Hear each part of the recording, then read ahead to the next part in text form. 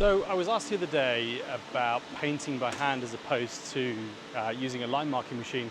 I thought I'd show you guys what we would do with it. So let me paint this by hand. So this is how we would cut out a corner. Typically we'd run 2 lines of tape in at the same time along the edge. So when we're painting an area like this, we'll typically paint either side, leave the center with some tape on, and then we can peel that back, leaves us a perfect 100mm line in the middle, and then we'll tape out the edges like this. And then all we want to do is get a Stanley knife like this, or whatever brand you want to use. We just cut straight down the side. That'll lift right up for us. Do exactly the same this side. Just lift it up. We've got ourselves a perfect 90. We'll do exactly the same the other end. Now, as I said before, this is a 2-coat system. So the first coat, as you can see, always looks a little transparent when it goes down. So here you can see it, and you can just about see through it. Now that's okay, because what we're going to do then, once this is painted, as you can see over this side here, we're now going to put a second coat down. It's a little sort of translucency, almost this part here, and then we come in with the second coat, and that's really going to thicken it all out like this. So we're going to end up with a really nice thick line. So all we do is take a nice thin coat again, go straight over the top, and with those 2 coats it'll look really thick. And then all we're going to do is run a sealer over the top of it, and that'll protect it for forklift traffic, foot traffic, etc. And it'll do a really nice job. So this one's a Gaviko product we're using, and we've been using Gaviko for the last 2 years. It's really good stuff. It's quite strong. It is a solvent base, so you've got to keep the place ventilated if you can. But as you see, it does a really nice finish. And in fact, all of this that you see here, all of the blue markings as well, this is all Gaviko's product. And then the yellow as well. Same with the grey. So this is the one that was painted in one of the last videos, so I showed you the preparation. This is it now painted. Blue just gone in yesterday. Yellow is going to finish off now. Once this is done, we'll get the sealer on top. All we do is we peel back the lines. So when we're done and the sealer's on, we'll peel this back here, and you're left with a really nice sharp edge. Now I'm not going to pull it all the way up because we still need to wait for it to cure. And of course we need to run a sealer over it. And this will take maybe half an hour for this one to cure. Then we'll run the sealer on top. That takes about 5 to 10 minutes. Then we peel the tape up. Lines are looking super sharp, crisp, ready to drive on, walk on, whatever they want to do with it. And that's pretty much it, nice and easy.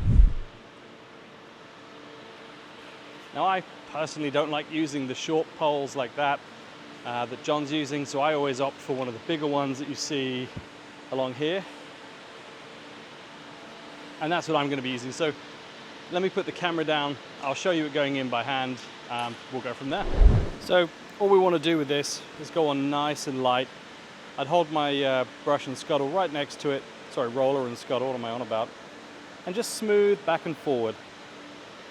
And we want to get right into the edges and then just move it all the way along the line. Now you get a little bit of flex in the handles on these rollers.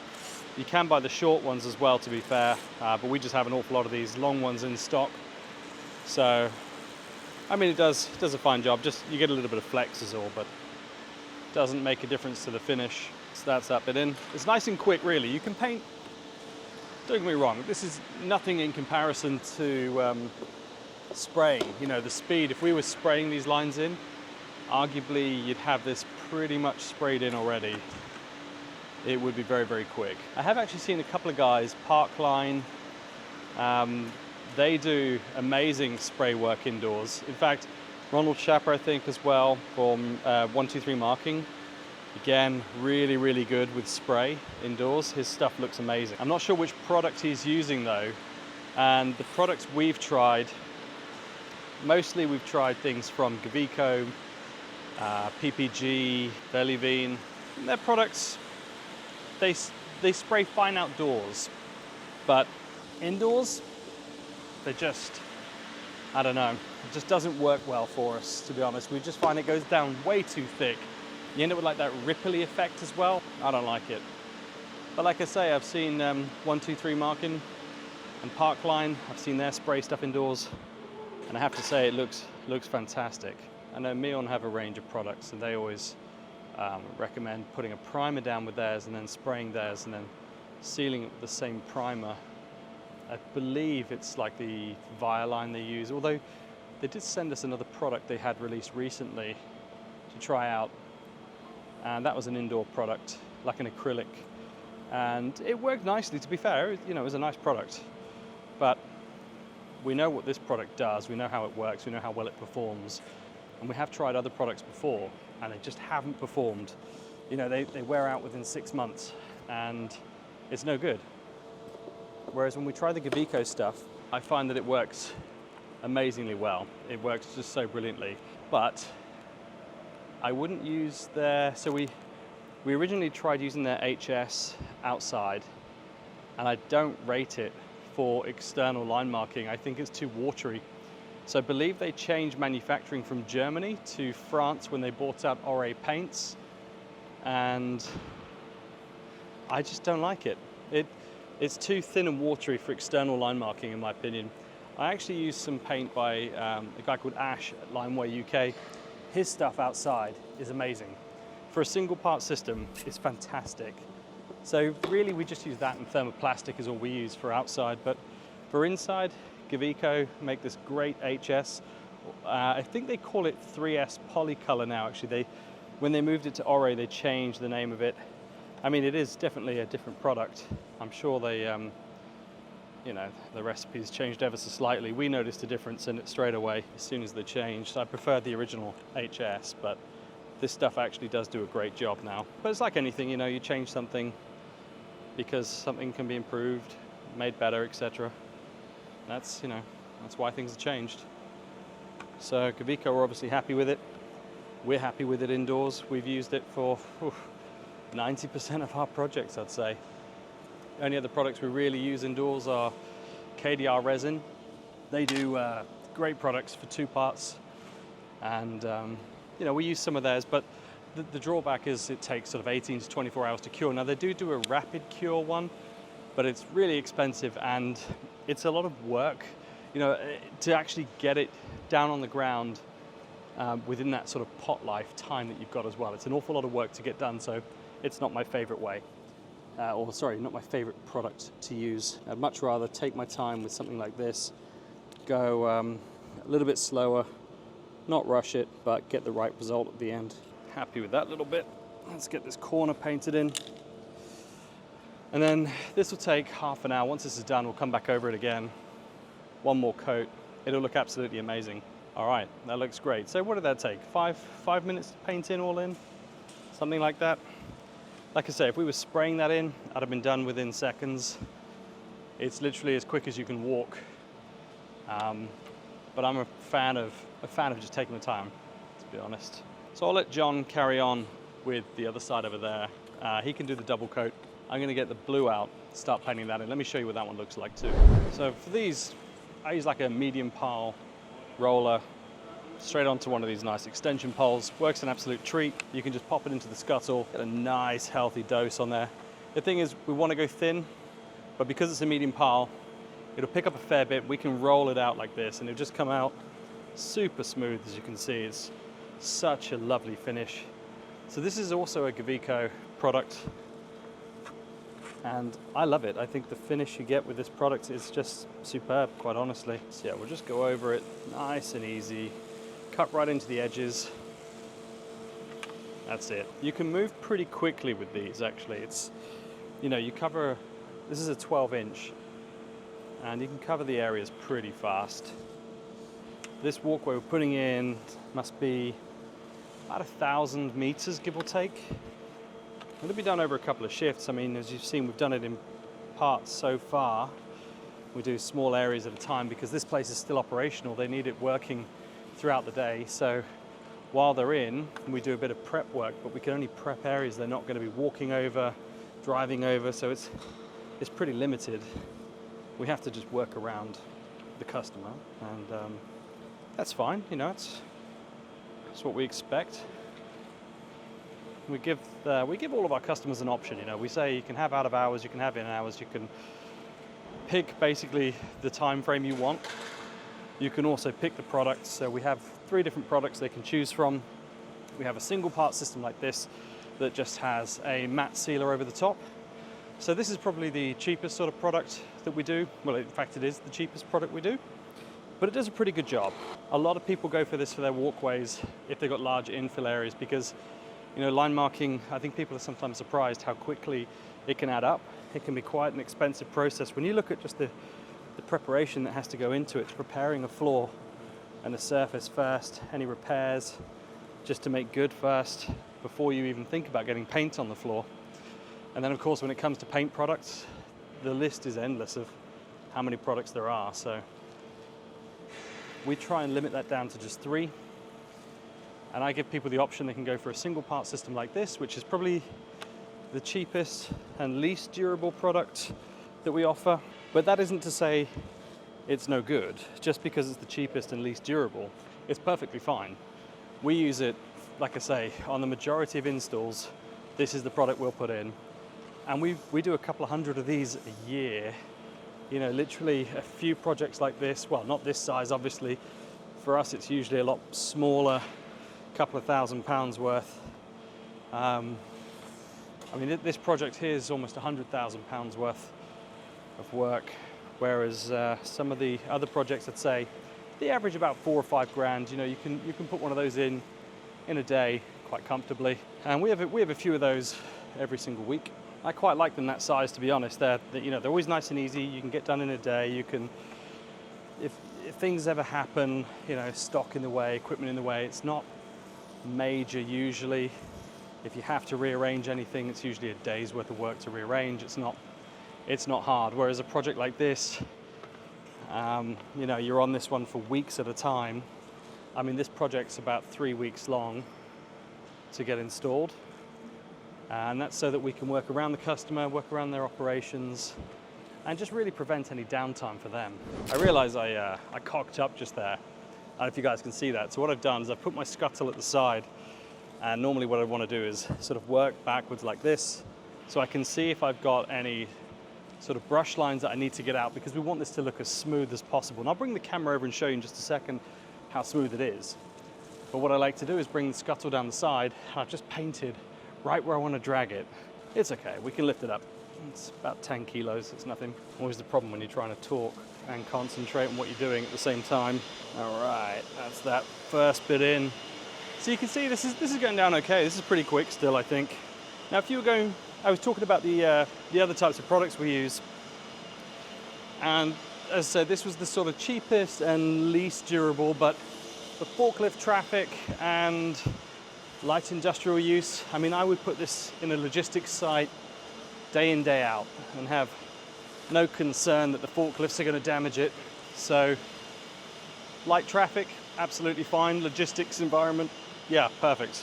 If you've got really heavy industrial, nothing's going to beat really a resin or say a 2-part. They're going to be a lot more durable, but of course you're going to pay an awful lot more money for them, and you're going to have the downtime, i.e. curing time, because they're going to take 18 to 24 hours, unless you go for the fast cure, which is typically done within, say, 2 hours at the right temperature, but you're going to pay through the nose for it. And honestly, while they are more durable, it's not light and day difference. I don't see the value in going, you know, for most of the environments we do, which, as I say, are logistics sites, warehouses, I don't see the value. It's only really when you get into a food environment, or if you get into really heavy industrial and the customer needs something that's going to last for the next decade, be super hard wearing, sure, go for a 2-part, go for a resin or an epoxy or a polyurethane. They'll work a treat, they'll work better, they'll last longer. And really, it's just the initial outlay is a little bit more, and that curing time at the start. But as long as you can find the time for it, it'll all work out. Now, when it comes down to flooring like this, everybody's got their preference of how to do it, especially when it comes down, you know, to the paints and the products. When it comes down to preparation, it's pretty much agreed that you're going to shot blast and grind. You're certainly not going to acid etch it, because acid etching is just fucking amateur, to be honest. I wouldn't be doing that. You can get away with it if you're doing a garage floor, perhaps, but it is not a good finish. It doesn't prepare the ground the right way. I wouldn't acid etch anything personally. The other 2 products we use, 2-parts system. Now, we've tried a couple. KDR is probably my favorite one to use. And we use the Epicoat Works great. You need to do 2 coats, about 18-hour cure per coat. Does a nice finish, reasonably priced. So yeah, it's a nice one. We've used Velivene as well. They have the Marcolit, I believe it's called. It's nice product. It's a very difficult product to work with, is what I would say. The Marcolit's a fast cure. Now, KDR do one as well, so the Epicoat line marker we use also comes in a fast cure, but you've got to be really, really good at what you do, and you've got to work fast to get the best out of it. And I can see the benefit. We've put it in a few times, same as the Marcolit. We've done quite a bit. All of the DHL projects we do are with Marcolit. But it's so expensive, and I honestly find that they're not that much more durable. I just don't see the additional cost adding up for the customer, so I don't recommend it. The other product we use is actually an ultraviolet. Now, I don't like the ultraviolet paints. They look, the coloration's shit. I just don't like it. I'd prefer to use a water-based product with really decent coloration, but also price. I mean, at the end of the day, we can all agree that the best way to prep your floor is shot blast and grime, but when it comes down to product application, which one you're going to use and how you're going to apply it, everybody's got their own opinion on it. And you get some hardened veterans been doing it for 10, 20 years will tell you their way's the only way, and everybody else is just an amateur. But honestly, each to their own. I think go with a water base, chuck on a UV sealer, you get a nice glossy finish as opposed to this one. This is a matte finish, and the thing I don't like about the matte finish on this one is that it looks dirty and you've got to keep cleaning it. Like, the footprints show up on it and it's harder to clean. So, it's like I say, it's the cheapest product you could really put down. It's not a bad product, but you've got to be aware that you're going to have to keep it clean by running a scrubber dryer over it every day, keep it looking nice. Whereas if you go for UV, it's, with a water-based product instead, don't buy into this shit that UV is instant. I mean, the UV is, but only at the point you get the UV machine over it. You've still got to apply multiple coatings, either of UV paint or water-based paint, or whatever you're using, wait for that to dry, and only then apply the UV sealer. So yeah, it's instant cure, but it's slow. You've got to paint the lines down, base color, seal them, then you've got to paint it again, seal it, paint it again, seal it, paint it again, and then you add a top coat to seal in. When I say seal, I mean paint, sorry, and then run the UV machine over, is what I meant by seal. Sort of baking it on. But it's slow going. So yeah, instant cure, but don't think that means your lines are painted and they're instantly ready to traffic. No. We're talking 3, maybe 4 meters a second the machine will run, which, a minute, not a second. Like, we're talking a pace like this, tiny little steps like that to try and get the machine going over the lines. It takes forever. But as I was saying, I really don't like the color you get from UV. You've got to do so many coats to get a decent color. Whereas one of these, you can do 2 coats pretty quickly and relatively cheaply. As I was saying, this job here, just under 100,000, say. For me to do this in UV, I would probably peg it around the £1 million mark. That's the difference. UV is something you'd use in a specialist area. You're not for an infill area like this. For this, you can go for this product right here that we're using, or you could go for a hybrid UV, which means you're just using the sealer. That'll run you to, let's say, 150,000. And then the same if you were going to go for a 2-part system, whether it's a resin-based, epoxy, or polyurethane, etc. Probably run you about the 150,000 mark. So, there is a big difference in the cost. It just depends. Some contractors prefer one thing over the other. Fortunately, as I came into this industry without any prior experience of it, I haven't had that sort of bias placed upon me of which products are best. And quite honestly, I just try them all. See, that's the benefit, is I'm not biased to one product over another. I'll just buy every single product on the market, give them all a go, decide for myself which is working best. A lot of guys have been doing it 10, 20 years. They're fixed using a single product. That's all they use, that's what they learned on, it's what they're stuck with. Coming from outside of the industry, from an electrical background, I didn't know anything about the products, and so I had no bias on it. And actually, I think it's been a blessing, because I've been able to buy and try every single product out there. And while some people will say, you know, you can't put that down, it's a shit product, you should be using 2 parts of polyurethane, or you should be using an epoxy. Truth is, they probably never bought this product. They probably never tried it. They don't actually know what they're talking about. Don't get me wrong, I'm not saying they're no good and they can't do their job. What I'm saying is they haven't tried other products like this, so they don't know what they're talking about when they say it doesn't work or it's not as good.